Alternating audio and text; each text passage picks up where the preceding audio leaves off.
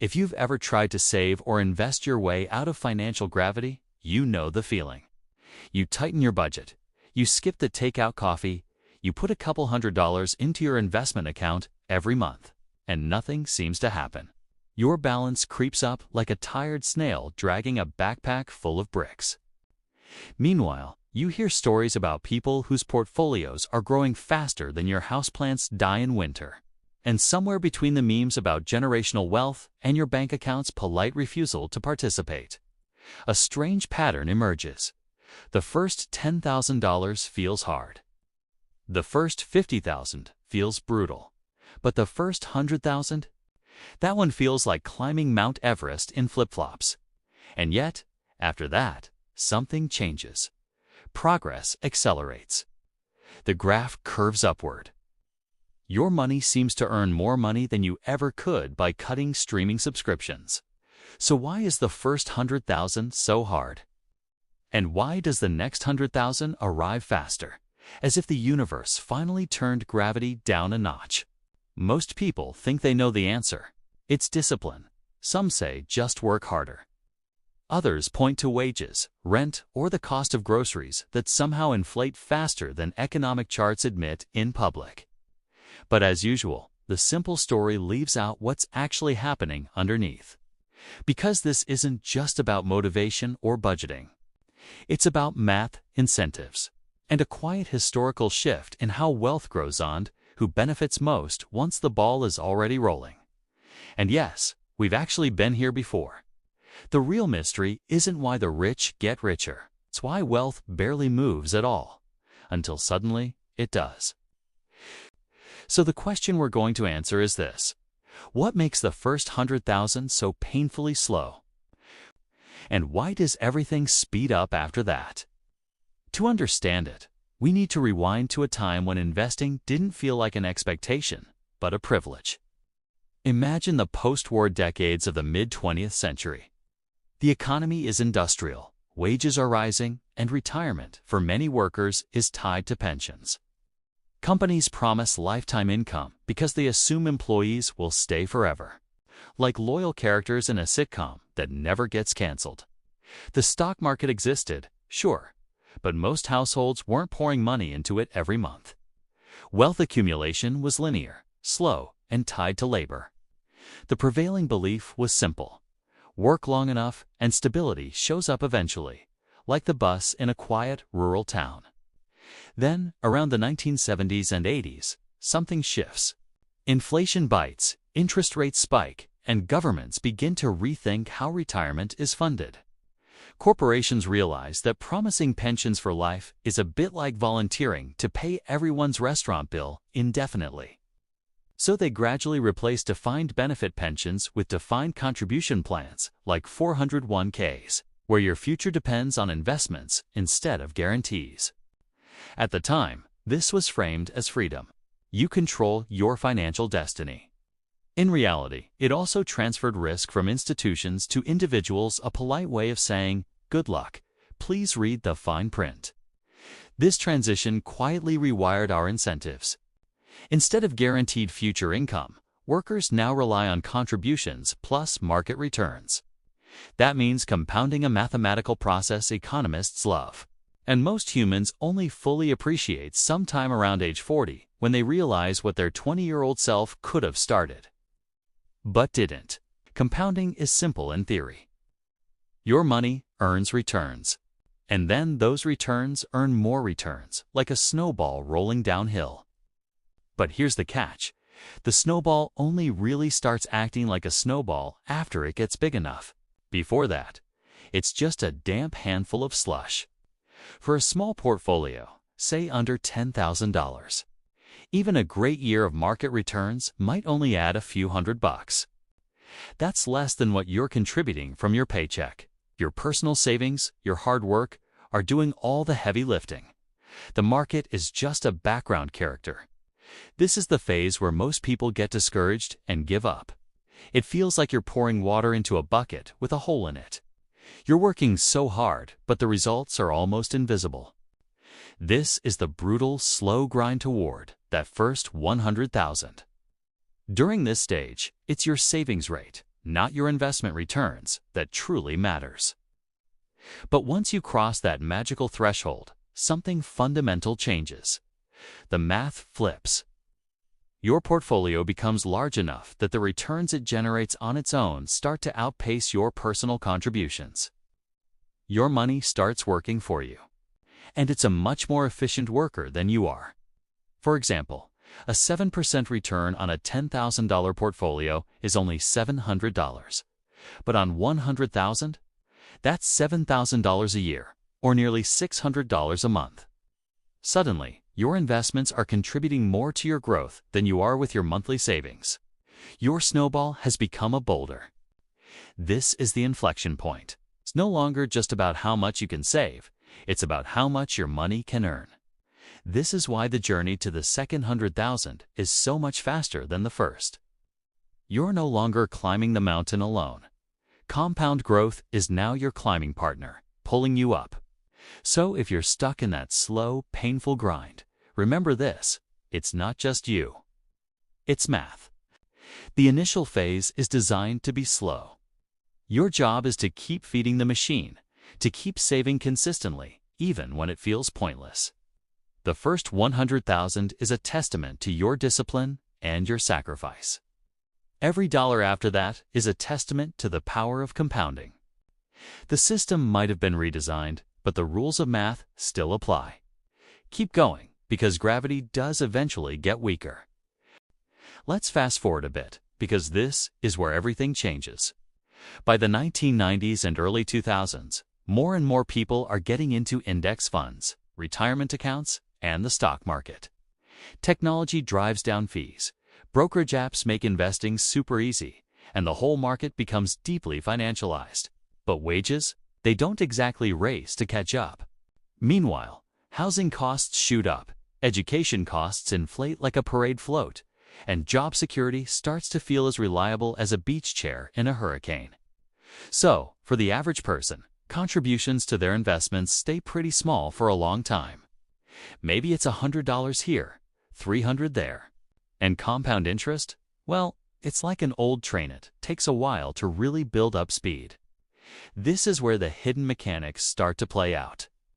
Think of compounding not as magic, but as a machine. A machine that runs on three things: time, capital, and the rate of return. Early on, you're just feeding this machine tiny bits of fuel. Let's say you invest $5,000 and it earns 7% in a year. That's $350. It's nice, sure, but life-changing? Not yet. At this stage, most of your portfolio's growth comes from what you deposit, not from what the market does for you. It feels slow because it is slow. You are still the engine. Your portfolio is just a passenger that's mildly helpful. Then, somewhere between $80,000 and $120,000, a switch flips. Your returns, those little annual percentage gains, start to outpace what you can contribute. If you earn 7% on $100,000, suddenly the market is generating $7,000 for you. That's more than a lot of people can manage to save in an entire year. Your portfolio stops whispering and starts talking back. But this turning point isn't some happy accident. It's the result of decades of policy choices, corporate strategies, and huge economic shifts. When retirement was essentially outsourced from companies to individuals, compounding became the default plan, not just a nice bonus. The system now just assumes you'll build your wealth through the market. But the funny thing is, the system doesn't exactly hand you the resources to get meaningful results early on. It's like being told to build a snowman in the middle of summer, and then getting a pat on the back when you finally find enough snow 3 decades later. Over time, this creates a powerful feedback loop. People who reach that $100,000 mark faster, maybe because of a high income, low living costs, an inheritance, or just good timing, they hit that acceleration curve much earlier. Their compounding gets more years to work its magic, like a rocket with an early launch window. Meanwhile, those who get there later spend much more time in that grinding, uphill phase where every single dollar saved comes from personal sacrifice, not passive growth. The math doesn't have a moral compass. It just amplifies the differences that were already there. This is the part of the story where people usually bring up the simple narrative. They'll say the first 100,000 is hard because people don't save enough, or because they're buying too many lattes, or they just didn't invest early enough. And look, there's a grain of truth. Their discipline absolutely matters. But that simple story conveniently ignores the bigger picture. Decades of wage stagnation, skyrocketing living costs in major cities, financial crises that wiped out people's early savings, and the cold, hard reality that compound interest does uncare how motivated you are if you do have enough capital for it to work on in the first place. It also ignores how our economy has structurally changed. Over the last 50 years, the returns on capital, things like investments, property, and other assets, have often grown much faster than the returns on labor. In plain English, your money can sometimes work harder than you can. And this isn't just some abstract problem you see on a chart. In human terms, it feels like two completely different realities existing at the same time. In one reality, you're scraping together every penny you can, while inflation turns your weekly grocery run into a monthly boss fight. In the other reality, someone else's portfolio is generating 5 figures in returns in a good year, without them breaking a sweat. It's not that one group is smarter or more virtuous than the other. It's that compounding rewards those who get onto the escalator first. Everyone else is still taking the stairs, politely pretending the escalator is just another way up. Let's zoom in on the machinery that makes the wealth gap so visible right around the $100,000 mark. Before you hit that level, your financial growth is mostly linear. You save money, and your balance grows by exactly what you add, plus a tiny bit of interest.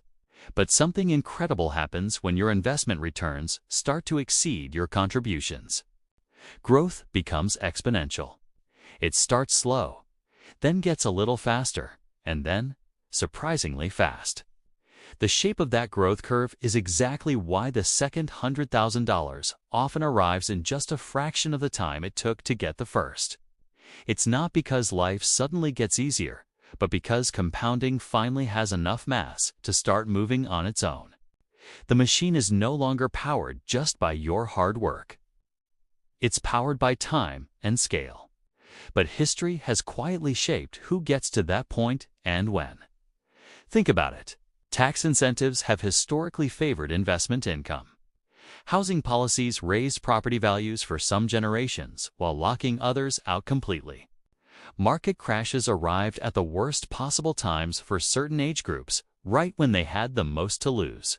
And long periods of low interest rates rewarded taking big risks rather than simply saving. Each era nudged the power of compounding in a particular direction, creating winners and late arrivals, all without ever announcing that a race was even happening. The irony is that many well-intentioned policies tried to stabilize the economy, but sometimes they just ended up rerouting the advantage to different groups instead. So when we ask why the first 100,000 is so hard, we're not just asking a personal finance question. We're asking a historical one. We're asking how compounding, wages, risk, taxes, and the cost of living all intersect to create this tipping point that feels almost mythical when you're below it, and strangely normal once you finally cross it. We're also asking why, in a system that increasingly relies on investment growth for security, the runway before you can take off feels so incredibly long. Today, that story shows up everywhere. You see it in the frustration of new investors who feel like they're just walking in circles, getting nowhere. You hear it in debates about whether financial literacy is the solution, as if teaching someone how to use a calculator magically changes the numbers on the page. You see it in generational divides, where one group fondly remembers double-digit interest rates on their savings accounts, and another group just remembers memes about avocado toast. The echoes of the past are still with us. They show up in how long it takes to reach that critical inflection point, and how differently it feels depending on when and where your own life intersects with that powerful curve. So here's the real answer to our original question. The first $100,000 is hard because for most of that journey, you're not really compounding wealth. You're constructing the base that allows compounding to even exist. You're fighting against math, time, fees, volatility, and an economy that shifted risk onto individuals long before most of us were ready for it. The next 100,000 is easier not because you changed, but because the role you play in the equation has changed. You stop being the primary engine and start sharing the workload with the powerful machine you've spent so long building. The lesson of history isn't that wealth is purely about merit or purely about luck. It's that systems shape momentum, and momentum shapes outcomes. So the real question is this: do you think a world where financial security depends on reaching a mathematical tipping point is sustainable? And if we were redesigning our economic future, should compounding be a safety net for everyone, or just a bonus for a few? Let me know what you think down in the comments. If you found this helpful, watch my video on how wealth concentration evolved over the past century, because the same patterns show up there in even bigger ways. And of course, if you want more deep dive economic storytelling like this, make sure to subscribe. Thanks for watching.